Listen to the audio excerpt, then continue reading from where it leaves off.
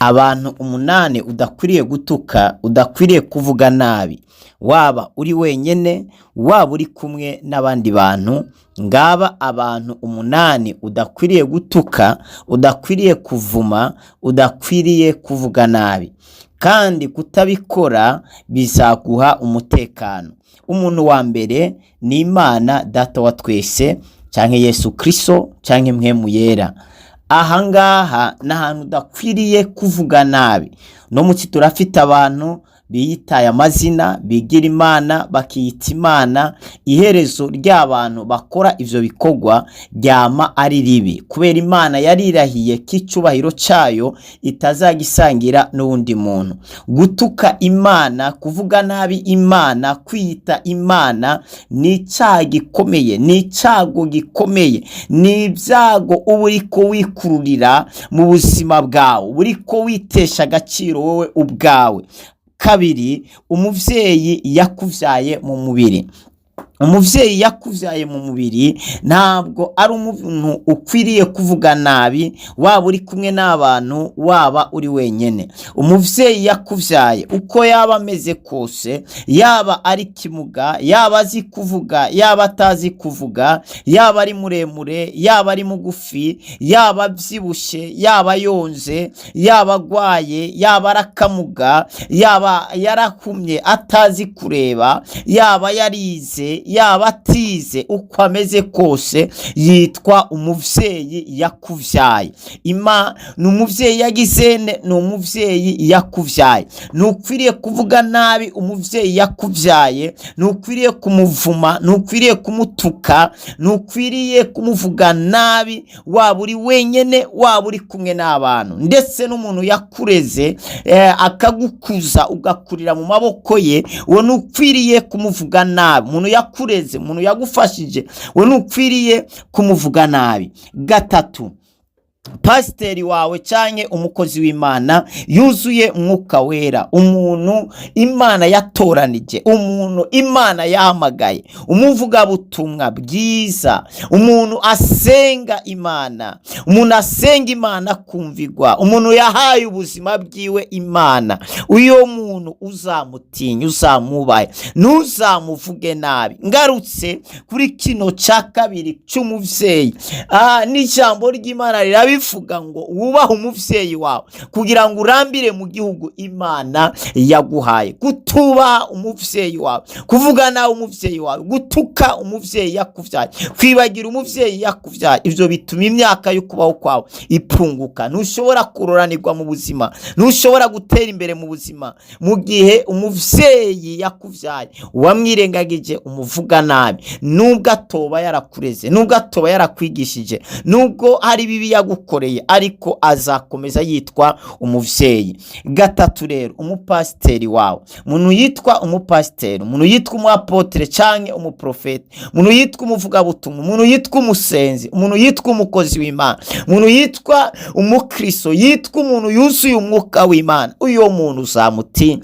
uyo muntu uzamwubahe. Muri Bibiliya baratubwira amakuru y'abasore bari bahaze ubugari bwa sasita, maze bahagira ku mukozi w'Imana, baramutuka ngo buhanza bw'ijivu, ngo maze arabahindukirira arabavuma. Ako kanya uzi vyababayeho, ngidubu zahise ziva mu ishamba ngo zibatarukirako, zirabatabagura. Abasore 42 bose bapfira ngaho ako kanya, kubera ko bavuze nabi umukozi w'Imana. Muri Bibiliya nyene baratubwira abantu isi yasamye mu gihe ca Nowa, mu gihe ca Mose, isi irasama irabamira kubera ko bavuze nabi umukozi w'Imana. Shuti yanjye uri kuranyuva, umukozi w'Imana ni umuntu wo kubaha, si umuntu wo kuvuga nabi, waba uri wenyene, waba uri kumwe n'abandi bantu. Umenye neza igihe cyose uzavuga nabi. Umuntu yahamagawe n'Imana, umuntu yatoranijwe n'Imana, si wamuhamagaye, si wamutoranije, ni Imana yamurevye uko ameze kose, uko asa kose,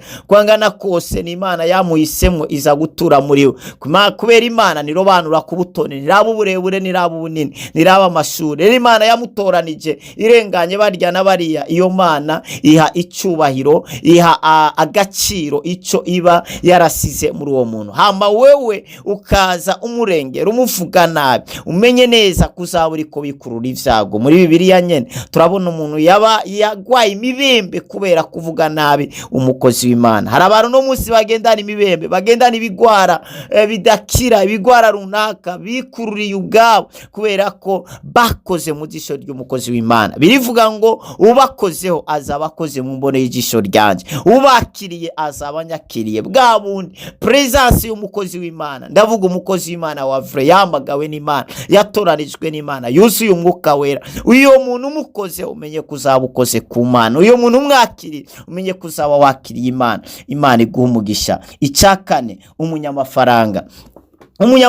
nukwiye kumuvuga nabi, waba muri kumwe, waba uri mu bantu, waba uri wenyene. Umuntu afite amafaranga, shuti yanje, uwo ni umuntu ukwiriye kubaha, uwo si umuntu ukwiriye kuvuga nabi uko wishakira. Umuntu ufite amafaranga, uyo muntu urakwiriye kumutinya, uwo muntu urakwiriye kumwubaha, kubera umuntu afite amafaranga yakugirira nabi abishatse, yagutwara mu gashukararayo ukakirirwa binabaye ngombwa, yanapoteza ubuzima bwawe. Umuntu afite amafaranga, kubera amafaranga hano ku isi nta kintu atakora nubwo atoga ubuzima, ariko amafaranga hano ku isi yaguha icyubahiro, yatuma abantu bagutinya. Ufite amafaranga abantu barakwemera.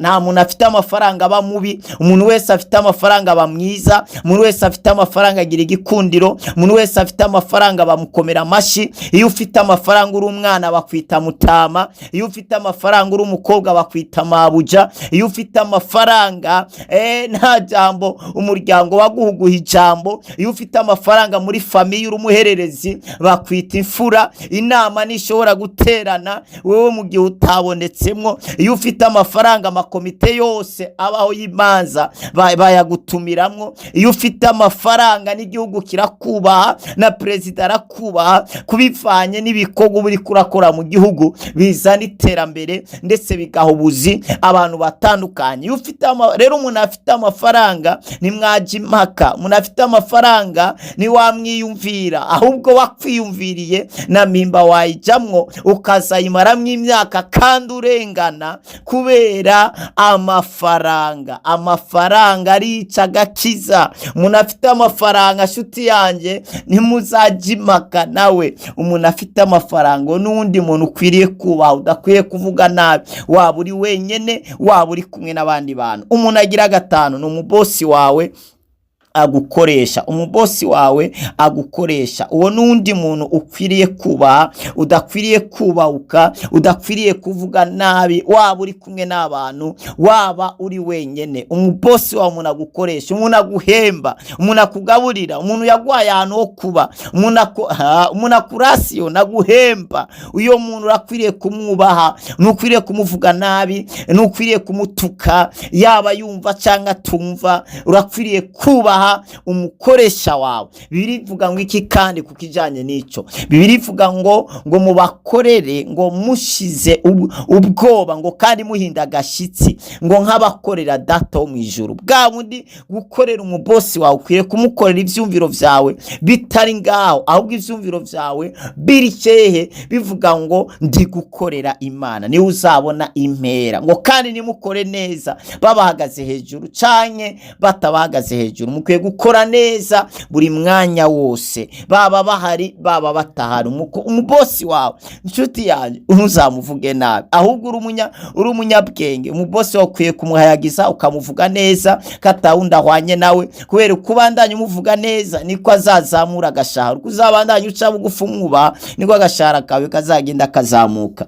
Uwundi muntu agira gatandatu udakwiriye kuvuga nabi ni umugabo wawe canke umugore wawe. Umugabo wawe canke umugore wawe ntukwiriye kumuvuga nabi. Umugabo wawe muryamana, umugabo wawe yagukoye, umugabo wawe yarenganya abandi bakobwa barenga ibihumbi agatora wewe kugira ngo umubere umugore, ejo ukagenda uramwararaza nguriya mugabo ameze uko, nabikora neza, ntarasiyama neza, ntanyambika, ntagirane. Bibiri ivuga ngo mwabaye umwe, mwabaye umubiri umwe. Kuvuga nabi umugabo wawe ni ukwivuga nabi. Kuvuga nabi umugore wawe ni ukwiyararaza ubwawe, ni ukwimenera ibanga ubwawe. Umugore wawe ni ukwiriye kumuvuga nabi, umugabo wawe ni ukwiriye kumuvuga nabi. Intege nke ze ni ukwiriye kuzishyira hanze. Ibibera mu cyumba ni ukwiriye kubisohora hanze, ibibera mu rugo ni ukwiriye kubisohora hanze. Umugabo wawe ni ukwiriye kubahuka kumuvuga nabi, ni ukwiriye kubahuka kumutuka.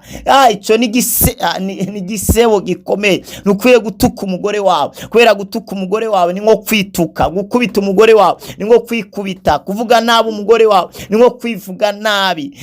Buriya umugabo avuga nabi umugore wiwe ntabwo babona ko umugore ari we ari mubi, ahubwo baca babona ko uwo mugabo ari kijuju, atari umugabo. Umugore nawe avuga nabi umugabo wiwe, ntabwo abagore bazaguseka wewe wibaze ngo baryohewe n'iyo nkuru, ahubwo baza bariko baseka wewe bavuga ngo cya gigore cy'ikijuju nani ngo kiriho kibitubwira none kugira ngo duhindure iki, none yamuja akamubona. Rero ni wowe usanga uriko wimenera ibanga ubwawe. Umugabo wawe cyangwa umugore wawe nukwiriye kumutuka, nukwiriye kumuvuga nabi, mwaba muri kumwe canke mutari kumwe, waba uri mu bantu canke uri wenyene.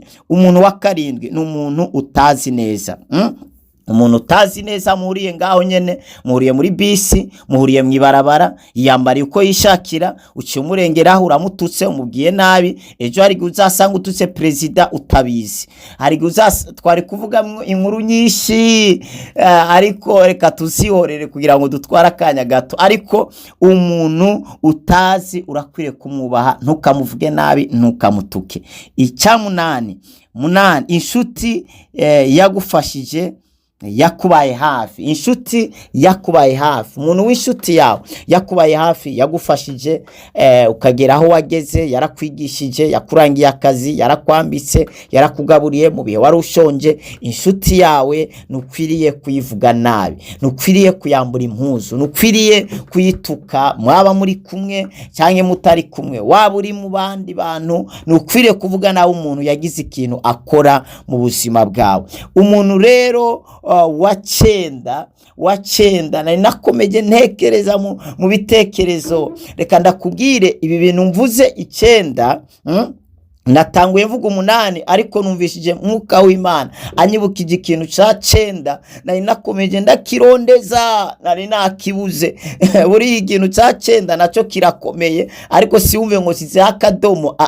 Birashoboka ko nawe uzi umuntu wa 10 cyangwa wa 11 cyangwa wa 12, ariko jewe ngejeje hano ku 9. Uyu muntu rero wa 9 udakwiriye gutuka, mana y'ikigongo, umuntu yitwa president, umuntu yitwa umutegetsi, umuntu afite ububasha. Vuga ububasha. Umuntu afite ububasha hano ku isi, uwo muntu urakwiriye kumwubaha, ukwiriye kumuvuga nabi. Kuvuga nabi president, general, major, kuvuga nabi colonel, kuvuga nabi umuntu afite ububasha. Nshuti yanjye, yo kosa ntuzarikore. Ndi kubona ubusore ubwana buri kugenda kuri YouTube, Facebook, bugafata president, Imana y'ikigongo, bakamwambura impuzu, bagakora amamontage, bakamushyirama amatatuwaje, bakamukorana AI, bamwerekana ari mu gitanda, bagakora president, bakamuvuga ibintu bitari byo. Mana y'ikigongwe, ntuzakora iryo kosa. N'umuntu yasize ivyo bintu ntuzana komante. President n'umuntu wo kubahwa, president n'umuntu wo gutinya, n'umuntu wo kubahwa,